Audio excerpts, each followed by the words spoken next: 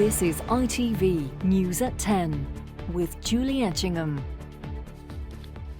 Good evening. Needing to save money, struggling to see a GP, simply wanting to beat the system. There are myriad reasons why illegal online pharmacies are now meeting a demand for prescription drugs, including painkillers, antidepressants and sleeping pills. But far from curing the health problems they were bought for, the drugs such illegal website supply could end up killing.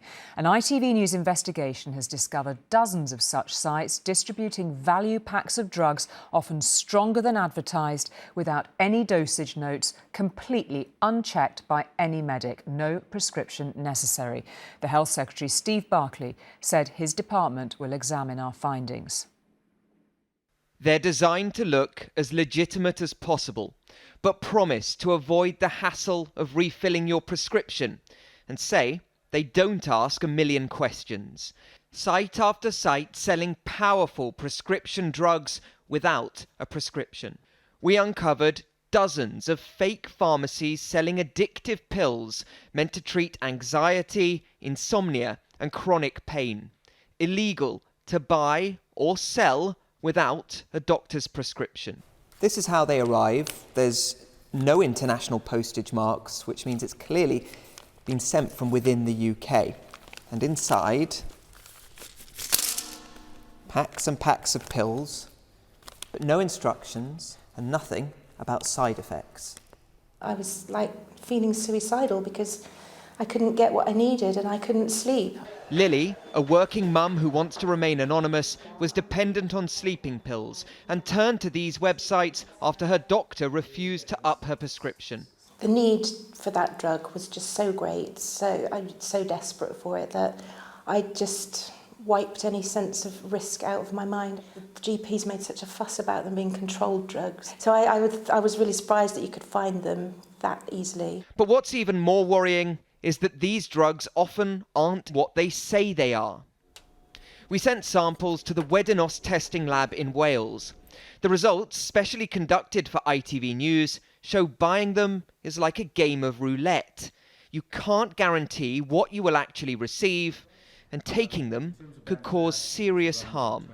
3 out of the 5 samples that you submitted to us actually contained different substances when they were profiled through our analysis. The substances that we found within those products are more potent than the substances that they replaced. So the concern is around, obviously, individuals knowing how much they're consuming at any one time.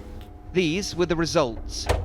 One pill, which was as advertised, contained the powerful painkiller tapentadol. It is a Class A drug without a prescription. Another tablet, Zolpidem, a sleeping pill, was actually from a totally different family of drugs known as benzos. All of the other tablets were Class C drugs, but 2 contained a stronger active ingredient than labelled. Selling or buying them illegally could lead to years behind bars. But this is the extent to which companies are going to make themselves seem genuine. Some have phone numbers listed, so I rang one up. I saw on the website that you don't need a prescription. Do you guys provide an online consultation of any sort? No, sir, we don't provide any consultations. Okay, and the pills are coming from the UK or they're coming from different parts of the world? All of our products comes from UK and it's also UK and FDA approved, sir. Okay, so it's the same I would get on the NHS? Absolutely right. Rehab clinics say the problem has got worse during the pandemic. It's a very, very scary time at the moment for a lot of vulnerable people out there that can't access support when you can't get the help that you want because you're number 33 in a queue. You know, you will just take what you can. We took our findings on fake pharmacies to the Health Secretary. I think it's important journalism from ITV to highlight this issue. I've asked my officials to look closely at the data as to what the lessons are from that. The government has promised to clamp down, but these websites are still up, meaning dangerous addictive drugs remain easier to buy than ever before. And Sam's here, so clearly the Health Secretary willing to look into this. But whose role is it to fundamentally grapple with websites like this and shut them down? It's the MHRA. It's their responsibility to investigate fake pharmacies. We actually sent them dozens of examples of these sites. They say they are investigating them, but it does take time. So currently they're all actually still up and running. We're not naming any of them because we don't want to direct people towards them. And that's because they really do have a debilitating effect on people's lives. The drugs they are selling are addictive, they're unregulated, they come with no instructions, no guidance or warnings about potential side effects or risks with things like pre-existing medical conditions. And customers are being enticed to buy more and more.